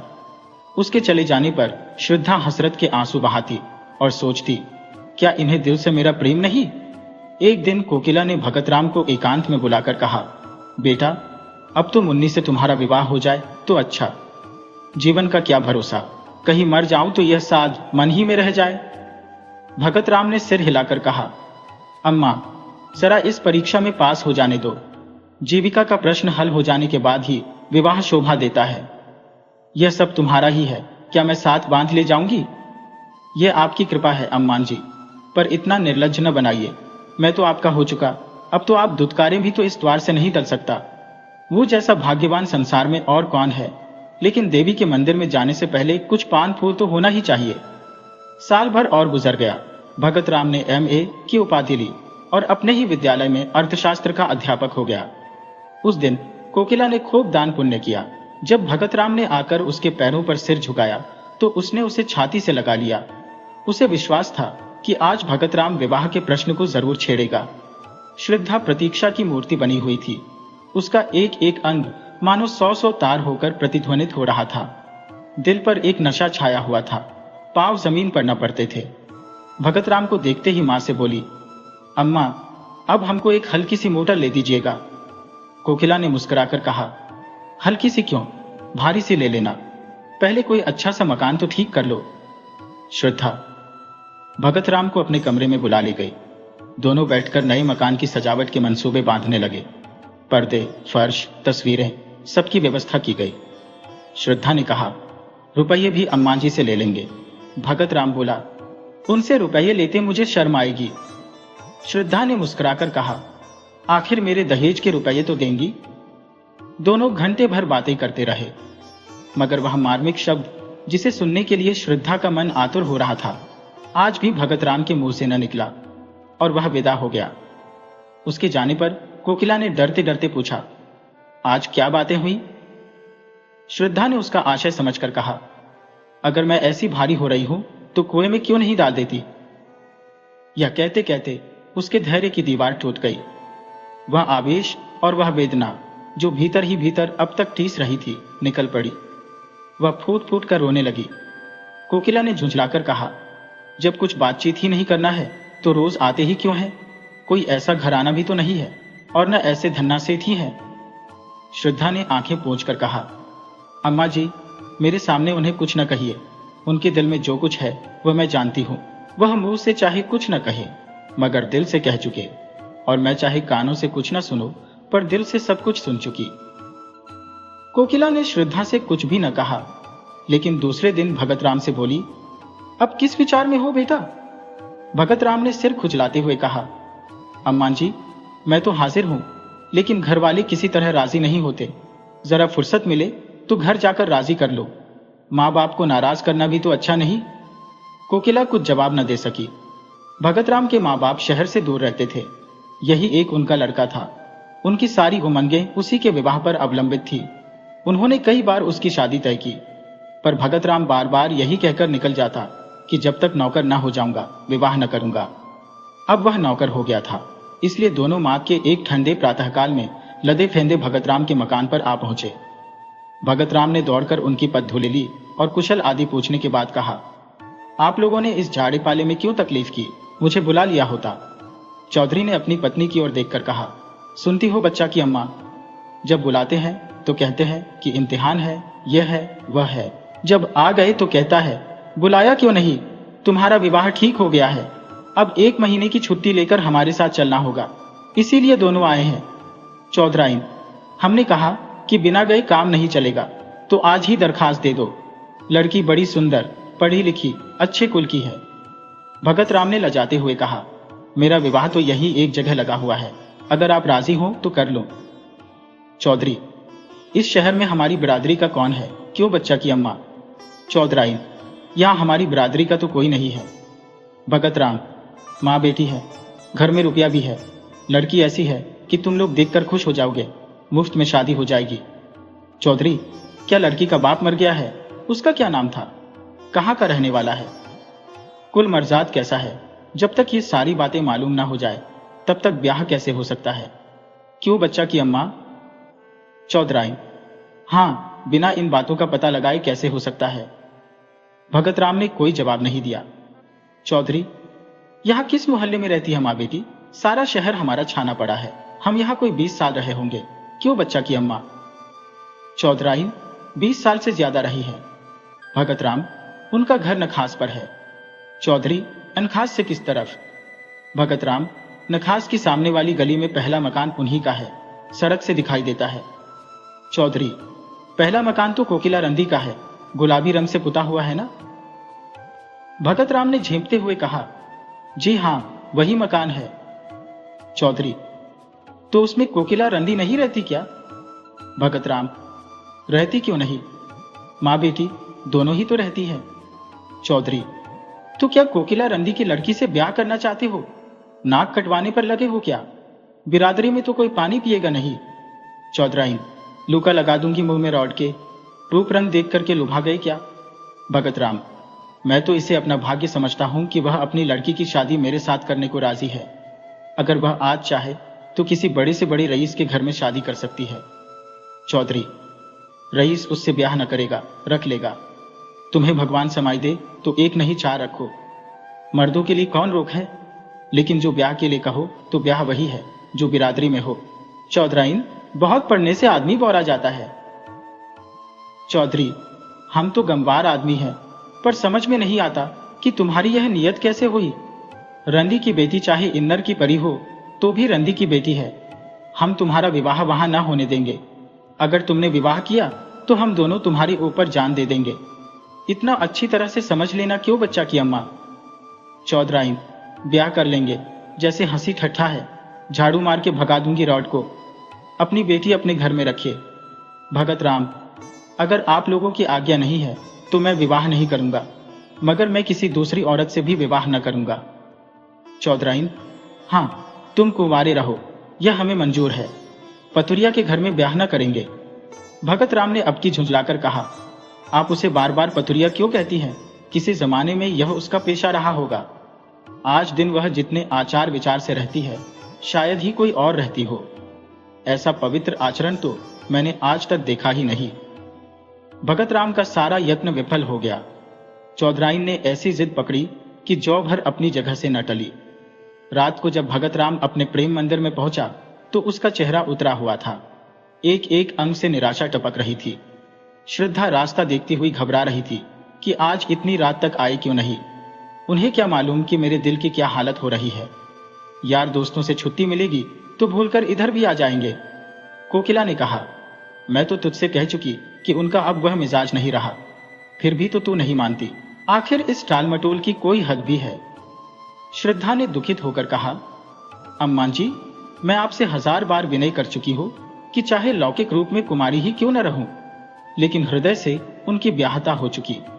अगर ऐसा आदमी विश्वास करने के काबिल नहीं है तो फिर नहीं जानती कि किस पर विश्वास किया जा सकता है।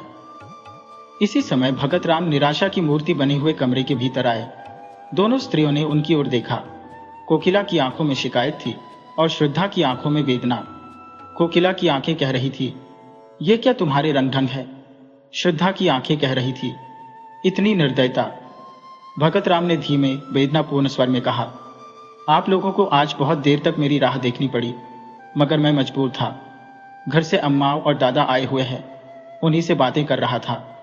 कोकिला बोली, घर पर तो सब कुशल है ना? भगत राम ने सिर झुकाए हुए कहा, जी हाँ, सब कुशल है। मेरे विवाह का मसला पेश था। पुराने ख्याल के आदमी है, किसी तरह भी राजी नहीं होते। कोकिला का मुख तमतमा उठा। बोली, हाँ, क्यों राजी होंगे? हम लोग उनसे भी नीच है ना। लेकिन जब तुम उनकी इच्छा के दास थे तो तुम्हें उनसे पूछकर यहां आना जाना चाहिए था। इस तरह हमारा अपमान करके तुम्हें क्या मिला? यदि मुझे मालूम होता कि तुम अपने माँ बाप के इतने गुलाम हो तो यह नौबत ही काहे को आती। श्रद्धा ने देखा कि भगत राम की आंखों से आंसू गिर रहे हैं। विनीत भाव से बोली, अम्मा जी, माँ बाप की मर्जी का गुलाम होना कोई पाप नहीं है। अगर मैं आपकी उपेक्षा करूं तो क्या आपको दुखना होगा? यही हाल उन लोगों का भी तो होगा। श्रद्धा यह कहती हुई अपने कमरे की ओर चली और इशारे से भगत राम को भी बुलाया। कमरे में बैठकर दोनों कई मिनट तक पृथ्वी की ओर ताकते रहे। किसी में भी साहस न था कि उस सन्नाटे को तोड़े। अंत में भगत राम ने पुरुषोचित वीरता से काम लिया और कहा, श्रद्धा, इस समय मेरे हृदय के भीतर तुमुल युद्ध हो रहा है। मैं शब्दों में अपनी दशा बयान नहीं कर सकता। जी चाहता है कि विष खाकर जान दे दो। तुमसे अलग रहकर जीवित नहीं रह सकता, केवल तड़प सकता हूं। मैंने न जाने उनकी कितनी खुशामद की, कितना रोया, कितना गिड़गिड़ाया, लेकिन दोनों अपनी बातों पर अड़े रहे। बार बार यही कहते रहे कि अगर यह ब्याह होगा तो हम दोनों तुम पर अपनी जान दे देंगे। उन्हें मेरी मौत मंजूर है।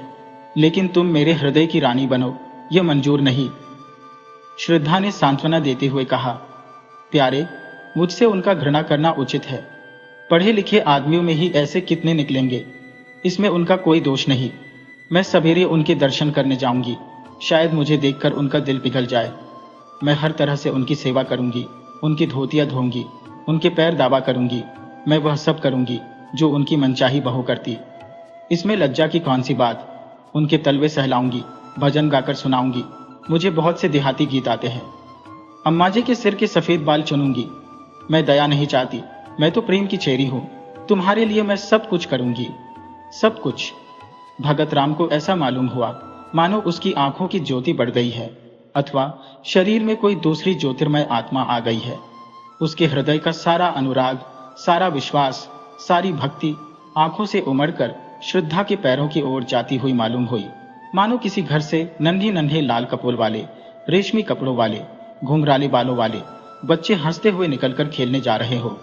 चौधरी और चौधराइन को शहर आए हुए 2 सप्ताह बीत गए। वे रोज जाने के लिए कमर कसते, लेकिन फिर रह जाते। श्रद्धा उन्हें जाने न देती। सवेरे जब उनकी आंखें खुलती तो श्रद्धा उनके स्नान के लिए पानी तपाती हुई होती। चौधरी को अपना हुक्का भरा हुआ मिलता। वे लोग ज्यों ही नहाकर उठते, श्रद्धा उनकी धोती छांटने लगती। दोनों उसकी सेवा और अविरत परिश्रम देखकर दंग रह जाते। ऐसी सुंदर, ऐसी मधुभाषिणी, ऐसी हंसमुख और चतुर रमणी चौधरी ने इंस्पेक्टर साहब के घर में भी न देखी थी। चौधरी को वह देवी मालूम होती और चौधराइन को लक्ष्मी। दोनों श्रद्धा की सेवा और टहल व प्रेम पर आश्चर्य करते थे, किंतु तो भी कलंक और बिरादरी का प्रश्न उनके मुंह पर मुहर लगाए हुए था। 15वें दिन जब श्रद्धा 10 बजे रात को अपने घर चली गई तो चौधरी ने चौधराइन से कहा, लड़की तो साक्षात लक्ष्मी है। चौधराइन से जब मेरी धोती छाटने लगती है तो मैं मारे लाज के कट जाती हूँ। हमारी तरह तो इसकी लौंडी होगी। चौधरी, फिर क्या सलाह देती हो? अपनी बिरादरी में तो ऐसी सुघर लड़की मिलने की नहीं। चौधराइन, राम का नाम लेकर ब्याह करो, बहुत होगा, रोटी पड़ जाएगी। 5 पीसी में तो रोटी होती है, कौन 56 टके लगते हैं। पहले हमें शंका होती थी कि पतुरिया की लड़की न जाने कैसी हो, कैसी ना हो, पर अब सारी शंका मिट गई। चौधरी, जब बातें करती है तो मालूम होता है मुंह से फूल झड़ते हैं। चौधराइन, मैं तो उसकी मां को बखानती हूं जिसकी कोख में ऐसी लक्ष्मी जन्मी। चौधरी, कल चलो, कोकिला से मिलकर सब ठीक ठाक कराए। चौधराइन, मुझे तो उसके घर जाते शर्म लगती है। वह रानी बनी बैठी होगी, मैं तो उसकी लौंडी मालूम होंगी। चौधरी, तो फिर पाउडर मंगाकर मुंह में पोत लो, गौरी हो जाओगी। इंस्पेक्टर साहब की मेम भी तो रोज पाउडर लगाती थी। रंग तो सांवला था, पर जब पाउडर लगा लेती तो मुंह चमकने लगता था। चौधराइन, उसी करोगे तो गाली दूंगी। हाँ, काली चमड़ी पर कोई रंग चढ़ता है, जो पाउडर चढ़ जाएगा तुम तो सचमुच उसके चौकीदार से लगोगे। चौधरी, तो कल मुंह अंधेरे चल दे। अगर कहीं श्रद्धा आ गई तो फिर गला न छोड़ेगी। बच्चा से कह देंगे कि पंडित से सायत मिति सब ठीक कर लो। फिर हंसकर कहा, उन्हें तो आप ही जल्दी होगी। चौधराइन भी पुराने दिन याद करके मुस्कुराने लगी। चौधरी और चौधराइन का मत पाकर कोकिला विवाह का आयोजन करने लगी। कपड़े बनवाए जाने लगे, बर्तनों की दुकानें छानी जाने लगी और गहनों के लिए सुनार के पास आदर जाने लगे। लेकिन न मालूम क्यों भगत राम के मुख पर प्रसन्नता का चिन्ह तक न था। श्रद्धा के यहां नित्य की भांति जाता, किंतु उदास, कुछ भूला हुआ सा बैठा रहता था। घंटों आत्मविस्मृति की अवस्था में शून्य दृष्टि से आकाश अथवा पृथ्वी की ओर देखा करता। श्रद्धा उसे अपने कीमती कपड़े और जड़ाऊ गहने दिखलाती। उसके अंग प्रत्यंग से आशाओं की स्फूर्ति छलकी पड़ती थी। इस नशे में वह भगत राम की आंखों में छिपे हुए आंसुओं को न देख पाती थी। इधर चौधरी भी तैयारियां कर रहे थे। बार बार शहर आते और विवाह के सामान मोल ले जाते। भगत राम के स्वतंत्र विचार वाले मित्र उसके भाग्य पर ईर्ष्या करते थे। अप्सरा जैसी सुंदर स्त्री, कारुओं के खजाने जैसी दौलत, दोनों साथ ही किसे मयस्सर होते हैं, किंतु वह जो मित्रों की ईर्ष्या, कोकिला की प्रसन्नता, श्रद्धा की मनोकामना और चौधरी और चौधराइन के आनंद का कारण था, छिप छिप कर रोता था, अपने जीवन से दुखी था। चिराग तले अंधेरा छाया हुआ था। इस छिपे हुए तूफान की किसी को भी खबर न थी, जो उसके हृदय में हाहाकार मचा रहा था। जो जो विवाह का दिन समीप आता था, भगत राम की बनावटी उमंग भी ठंडी पड़ती जाती थी। जब 4 दिन रह गए तो उसे हल्का सा ज्वर आ गया। वह श्रद्धा के घर भी न जा सका। चौधरी और चौधराइन तथा अन्य बिरादरी के लोग भी आ पहुंचे थे, किंतु सब के सब विवाह की धुन में इतने मस्त थे कि किसी का भी ध्यान उसकी ओर न गया। दूसरे दिन भी वह घर से न निकल सका। श्रद्धा ने समझा कि विवाह की रीतियों से छुट्टी न मिली होगी। तीसरे दिन चौधराइन भगतराम को बुलाने गई तो देखा कि वह सहमी हुई विस्फारित आंखों से कमरे के एक कोने की ओर देखता हुआ दोनों हाथ सामने किए पीछे हट रहा है, मानो अपने को किसी के वार से बचा रहा हो। चौधराइन ने घबराकर पूछा, बच्चा कैसा जी है? पीछे इस तरह क्यों चले जा रहे हो? यहां तो कोई नहीं है। भगतराम के मुख पर पागलों जैसी अचेतना थी, आंखों में भय छाया हुआ था। भीत स्वर में बोला, नहीं अम्मान जी, देखो वह श्रद्धा चली आ रही है। देखो उसके दोनों हाथों में 2 काली नागिनें हैं। वह मुझे उन नागिनों से डसवाना चाहती है। अरे अम्मा! वह नजदीक आ गई।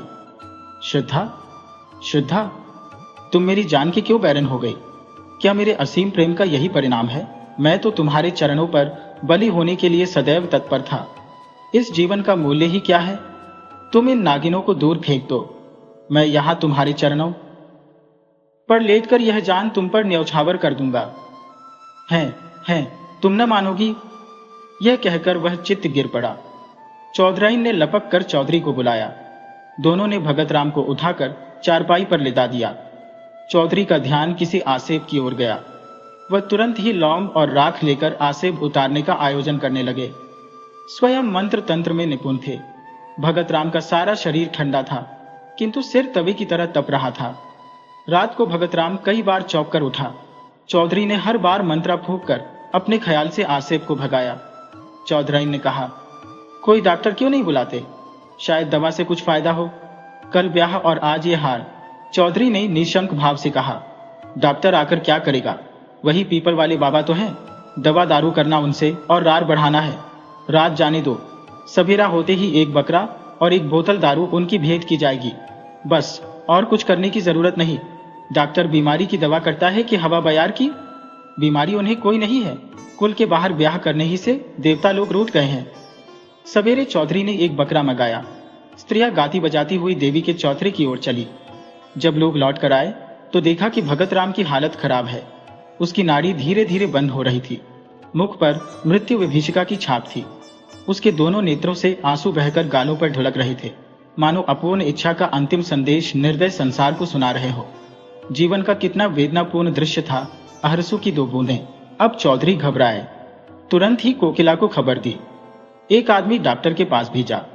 डॉक्टर के आने में तो देर थी, वह भगतराम के मित्रों में से थे, किंतु कोकिला और श्रद्धा आदमी के साथ ही आ पहुंची। श्रद्धा भगतराम के सामने आकर खड़ी हो गई। आंखों से आंसू बहने लगे। थोड़ी देर में भगतराम ने आंखें खोली और श्रद्धा की ओर देखकर बोले, तुम आ गई हो श्रद्धा। मैं तुम्हारी राह देख रहा था। यह अंतिम प्यार लो। आज ही सब आगा पीछा का अंत हो जाएगा, जो आज से 3 वर्ष पूर्व आरंभ हुआ था। इन 3 वर्षों में मुझे जो आत्मिक यंत्रणा मिली है, हृदय ही जानता है। तुम वफा की देवी हो, लेकिन मुझे रह रहकर यह भ्रम होता था, क्या तुम खून के असर का नाश कर सकती हो? क्या तुम एक ही बार में अपनी परंपरा की नीति छोड़ सकोगी? क्या तुम जन्म के प्राकृतिक नियमों को तोड़ सकोगी? इन भ्रमपूर्ण विचारों के लिए शोक न करना।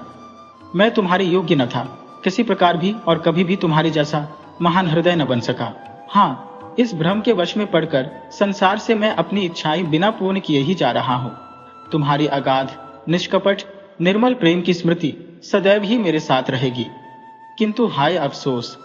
कहते कहते भगतराम की आंखें फिर बंद हो गईं। श्रद्धा के मुख पर गाढ़ी लालिमा दौड़ गई। उसके आंसू सूख गए। झुकी हुई गर्दन तन गई। माथे पर बल पड़ गए। आंखों में आत्म अभिमान की झलक आ गई। वह क्षण भर वहां खड़ी रही और दूसरे ही क्षण नीचे आकर अपनी गाड़ी में बैठ गई। कोकिला उसके पीछे पीछे दौड़ी हुई आई और बोली, बेटी, ये क्रोध करने का अवसर नहीं है। लोग अपने दिल में क्या कहेंगे? उनकी दशा बराबर बिगड़ती ही जाती है। तुम्हारे रहने से बुन्नों को ढारस बंधा रहेगा। दशा से सवार दाई। श्रद्धा ने कुछ उत्तर न दिया। कोचवान से कहा, घर चलो। कहकर कोकिला भी गाड़ी में बैठ गई। असह्य शीत पड़ रहा था। आकाश में काले बादल छाए हुए थे। शीतल वायु चल रही थी। माघ के अंतिम दिवस थे। वृक्ष, पेड़ पौधों भी शीत से अकड़े हुए थे। दिन के 8 बज गए थे। अभी तक लोग रजाई के भीतर मुंह लपेटे हुए थे, लेकिन श्रद्धा का शरीर पसीने से भीगा हुआ था। ऐसा मालूम होता था कि सूर्य की सारी उष्णता उसके शरीर की रगों में घुस गई है। उसके होठ सूख गए थे, प्यास से नहीं, आंतरिक धाधकती हुई अग्नि की लपटों से। उसका एक एक अंग उस अग्नि की भीषण आंच से जला जा रहा था। उसके मुख से बार बार जलती हुई गर्म सांस निकल रही थी, मानो किसी चूल्हे की लपट हो। घर पहुंचते पहुंचते उसका फूल सा मुख मलिन हो गया, होठ पीले पड़ गए, जैसे किसी काले सांप ने डस लिया हो। कोकिला बार बार अश्रुपूर्ण नेत्रों से उसकी ओर ताकती थी, पर क्या कहे और क्या कहकर समझाए। घर पहुंचकर श्रद्धा अपने ऊपर के कमरे की ओर चली, किंतु उसमें इतनी शक्ति न थी कि सीढ़ियां चढ़ सके। रस्सी को मजबूती से पकड़ती हुई किसी तरह अपने कमरे में पहुंची। हाय, आधा ही घंटे पूर्व यहाँ की एक एक वस्तु पर प्रसन्नता, आह्लाद, आशाओं की छाप लगी हुई थी, पर अब सब की सब सिर धुनती हुए मालूम होती थी।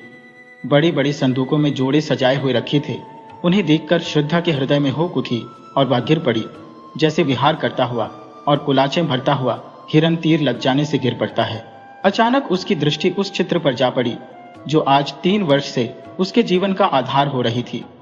उस चित्र को उसने कितनी बार चूमा था, कितनी बार गले लगाया था, कितनी बार हृदय से चिपका लिया था। वे सारी बातें एक एक करके याद आ रही थी, लेकिन उनके याद करने का भी अधिकार उसे न था।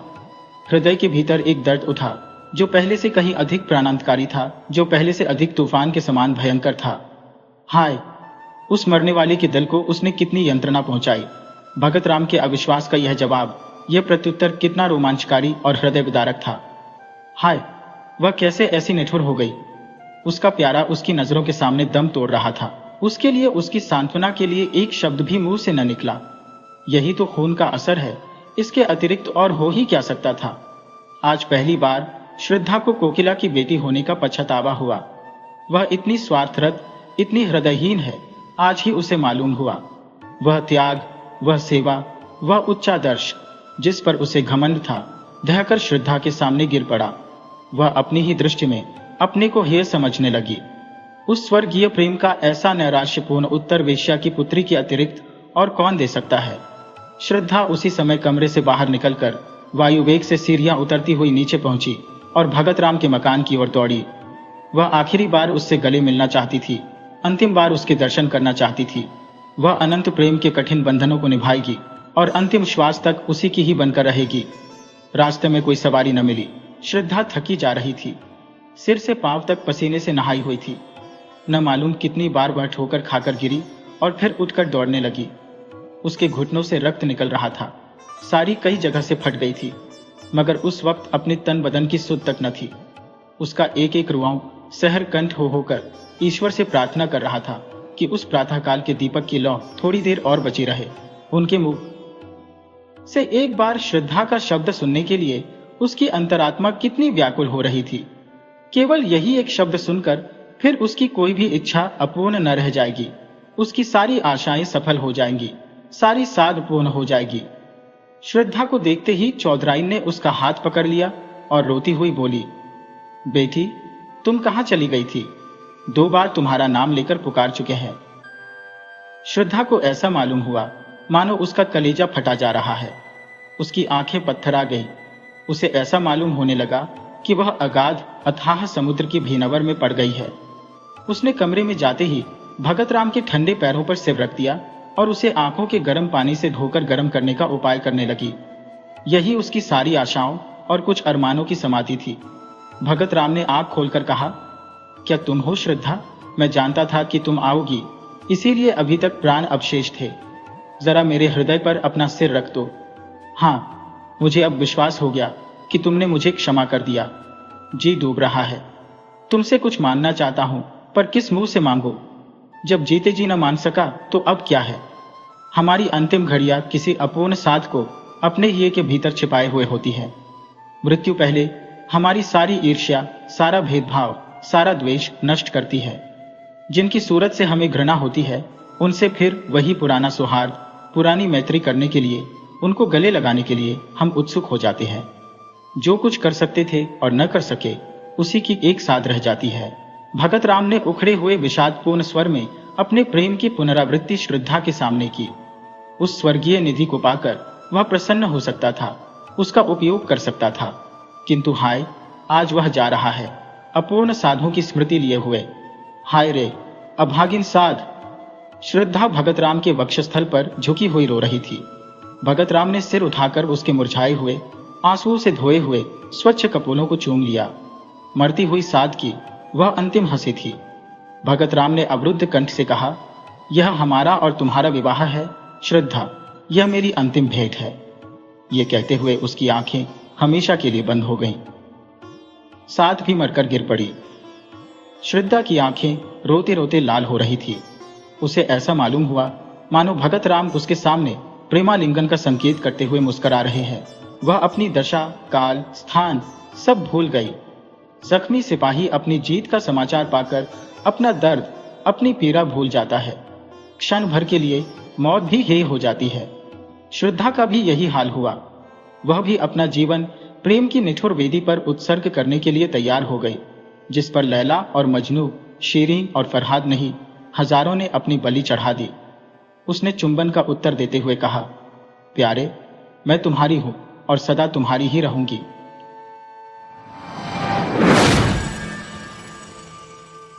वीडियो अच्छी लगी हो तो इसे लाइक करें और ऐसी ही मज़ेदार कहानियों के लिए चैनल को सब्सक्राइब करें और बेल आइकन दबाएं। ज़्यादा से ज़्यादा अपने दोस्तों को शेयर करें। धन्यवाद।